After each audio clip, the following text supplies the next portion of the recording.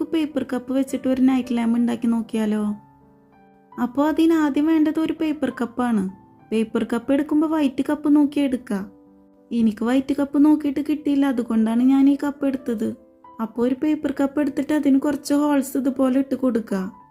എന്നിട്ടൊരു yellow paper round ഷേപ്പിൽ cut ചെയ്തിട്ട് അതുമേലെ ഒരു ഹേർട്ട് ഇതുപോലെ ഒന്ന് കട്ട് ചെയ്തിട്ട് അത് ഈ കപ്പുമ്മേൽ ഒട്ടിച്ചു കൊടുക്കുക.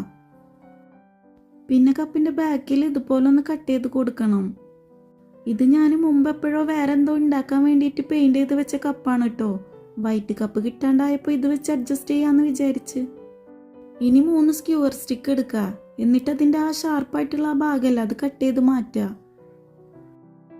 എന്നിട്ട് അത് 3 ഇതുപോലെ ഒന്ന് ഒട്ടിച്ചു കൊടുക്കുക. കുറച്ച് കട്ടി കിട്ടാനാണ് ഇതുപോലെ ഒട്ടിച്ചു കൊടുക്കണത്.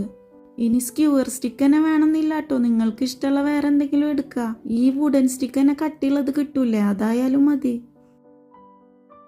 ഇനി ഒരു 4 കാർഡ്ബോർഡ് പീസ് ഇതുപോലെ ഒന്ന് റൗണ്ട് ഷേപ്പിൽ കട്ട് ചെയ്തെടുക്കുക. ആദ്യം കുറച്ച് വലുത്, പിന്നെ അതിൻ്റെ ചെറുത്, പിന്നെ അതിൻ്റെ ചെറുത്, അങ്ങനെ വേണം കട്ട് ചെയ്തെടുക്കാൻ.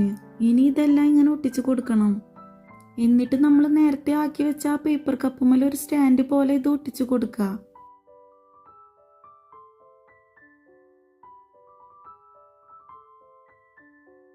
ഇനി ഒരു ഫെയറി ലൈറ്റ് എടുക്കുക.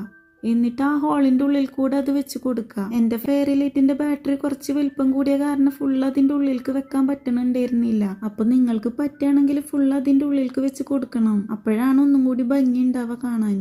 സത്യം പറഞ്ഞാൽ ഇത് വീഡിയോയിൽ കാണുന്ന പോലെ അല്ല കേട്ടോ, നേരിൽ കാണാൻ നല്ല ഭംഗിയാണ്.